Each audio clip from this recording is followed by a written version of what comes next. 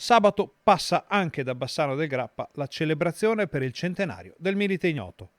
Anzi, tornano nelle città del Ponte le celebrazioni per la memoria di chi per la patria ha dato la vita, senza poter essere riconosciuto nella morte.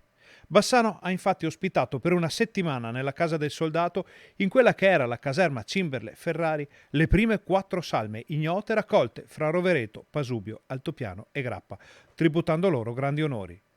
Queste salme furono portate ad Aquileia, dove la madre di un sottotenente disperso, Maria Bergamas, in rappresentanza delle madri e delle spose dei soldati mai tornati dalla Grande Guerra, ne scelse una.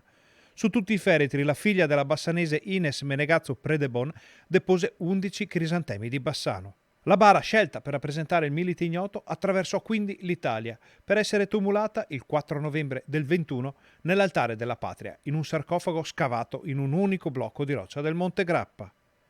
Il legame fra la storia dell'ignoto soldato morto per il proprio paese e Bassano, la Pedemontana e i monti sacri che guardano la Brenta è perciò fortissimo e verrà rinsaldato nella cerimonia di sabato. Le tappe più importanti di queste celebrazioni sono appunto Bassano il 16 ottobre, Aquileia il 28 ottobre e Roma il 4 di novembre. Il programma prevede dalle 14.30 la sfilata dei gonfaloni delle città su Viale dei Martiri con l'alzabandiera e l'inno, oltre ai discorsi di rito. A seguire un collegamento con Rovereto, che permetterà ai bassanesi di onorare i rintocchi della campana dei caduti, fusa con il bronzo dei cannoni nell'antica fonderia Colbacchini di Bassano.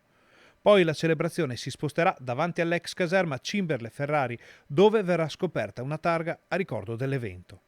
Durante la deposizione degli 11 crisantemi, come è accaduto 100 anni fa, calerà il silenzio.